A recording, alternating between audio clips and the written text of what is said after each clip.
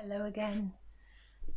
What I want to talk about today from my studio here is the absolute inability to do anything.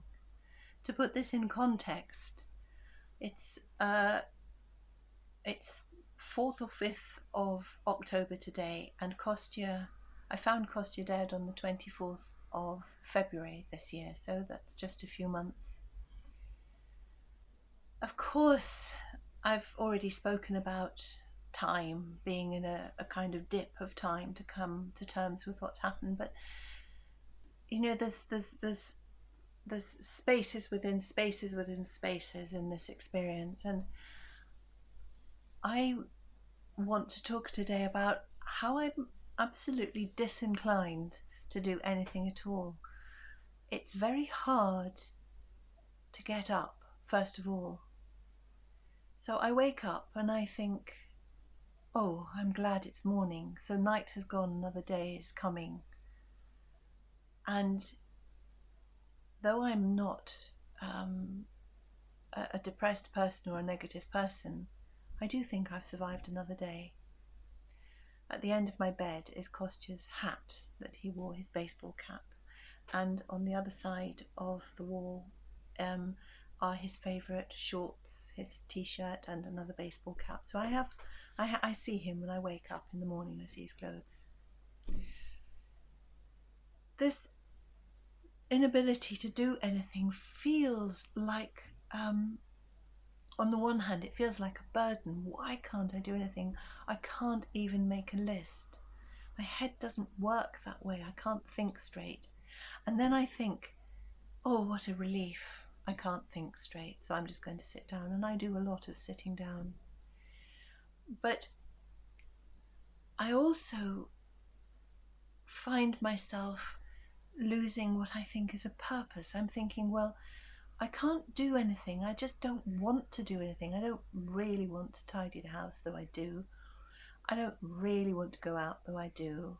I don't really want to read a book, though I do. I don't really want to think of the future, and I don't actually at the moment think of the future very much. I know I need to make plans, but I don't want to think about that. It's almost as if I can get through the next few minutes, and that's fine. I can do that. But I don't want to commit myself to anything after those few minutes, and that's how it goes on. There are times when this lifts and I can do things, like I have got a list made. Whether I do anything on it or not is another thing completely. What I think I'm getting at is that the process of disconnecting and grieving, really, and the whole thing of getting used to a loss is about doing nothing and finding your way through doing nothing, because you can't. I can't. I don't really want to. I suppose I could. I do go shopping, and sometimes I walk to the shops because I know I need exercise. But I make myself do that because I don't really want to. I don't want to have to move.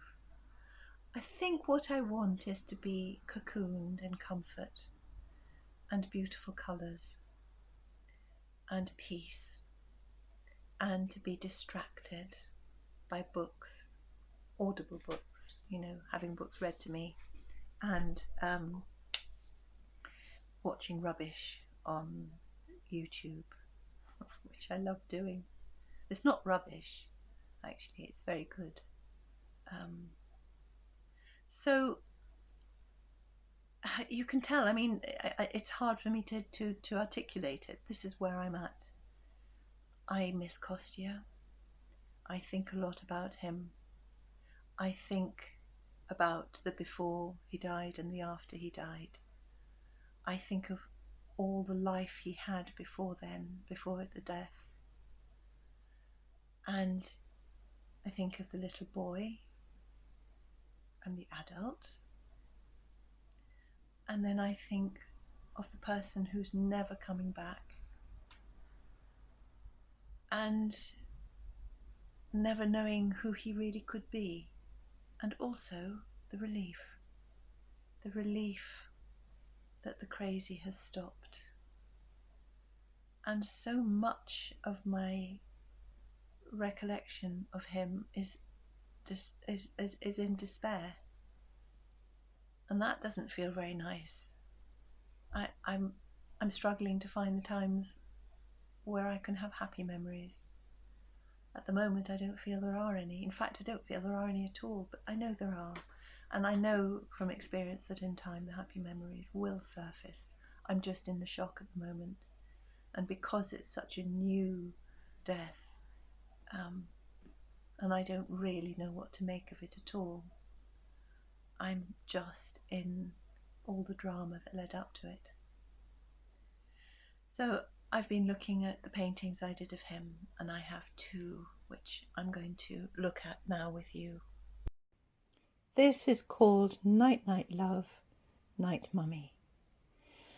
Now, Costya used to call me Mummy, and his friends and my friends used to find this very endearing because Mummy was such a childlike word. But I loved it, of course. So this painting is from a typical visit to Costya, where at some point during the visit, in the early days, this must be about 7 years old, he would slowly sink into his drugs, and I would wait, and then I would go, and I would say, "Night night, love." And I don't recall whether he said "night, mummy." I don't think he did. But in my imagination, that's what he used to say when he was able to. So I've written "night night." I've written "night, mummy" in. And to come closer, what I was struck by, not only the beauty of his face, but do you see that his mouth is open and dark, and his lips are pale?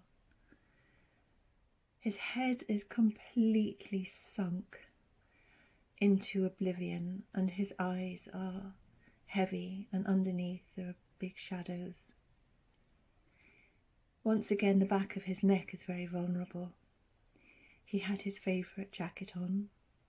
He had his rings on, there's one, and his bracelets. He had his cigarettes next to him, and here was his beloved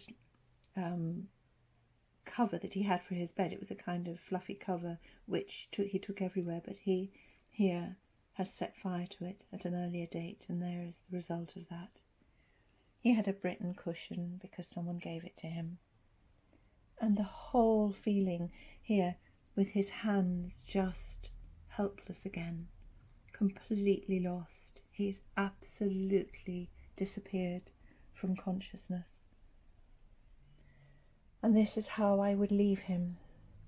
The floor would have been sticky with filth and dirt. He wouldn't have washed or bathed or changed his clothes for weeks. And I wouldn't have seen what he took, but he would have taken something, and many things. At this point, I didn't know how much he was drinking, because much of his drink was in water bottles. So it looked like he was drinking water. But I look at this and I remember it. I remember this so well. And I remember his face just lost to us all. This painting is called The Owl and the Pussycat. And I painted this after a really traumatic visit to him for his birthday, maybe 5 or so years ago. His birthday was always a trigger, and I went up to try and make it nice for him. And what we did is that he took me out on a visit to pubs where he began to lose control of himself. And I just went. I don't know what I was expecting, but I just followed him and sat with him in the pubs where he was holding court and then beginning to lose his inhibitions and become very, very worrying. eventually I left and went back to his flat, where I climbed into his bed and I put earphones in my ears and didn't want to know what had happened. And of course he was ringing and ringing after I left because he'd collapsed and he'd lost all his money, and people were picking him up out of the gutter and he'd told them to call me and I just didn't answer. Eventually he staggered at dawn through the door and came back and lay next to me. And in the morning I got up early, thankful to see he was there and alive, but horrified by the evening I'd had and seeing all the missed calls which I knew would come. And as I was just sort of putting things, I don't know what I was doing, I was in his room, he suddenly opened his eyes and he looked at me and he said, "Mummy, will you read me a story?" And there was such a sad and childlike request in that. I said, yes, I will. And there were no books in the flat, but there was one on sociology. So I picked it up and I sat down and I read him a book on sociology, and for a short time we were completely connected, and there was a huge amount of love and understanding, though nothing was said. So a friend said that sounds like The Owl and the Pussycat in a really stormy sea. And I thought, you're right. So I wanted to paint it with the moon showing above the clouds and the sea wild and stormy, and a little pea green boat in it with me reading a book, and Costya, once again in his favourite jacket, passed out, the back of his head vulnerable again, and look, his hands just, what can I say? They're so vulnerable. They emphasize his unconsciousness. And I wrote alongside it, "Mummy and son went to sea in a haze of drugs and pain. Read me a story," he said to his mum. "Read it again and again." So this painting and the other painting capture quite a lot of the relationship I had with Costya, and with the abandon and the destruction and the terrible pain that he felt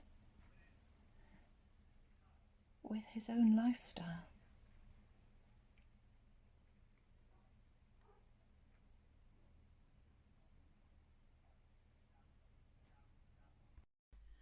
I get contacted by so many families who have lost a loved one to drugs and drink and addiction.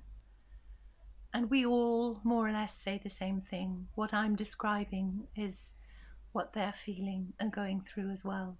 And some of these people have been bereaved 5 years ago and they're still struggling.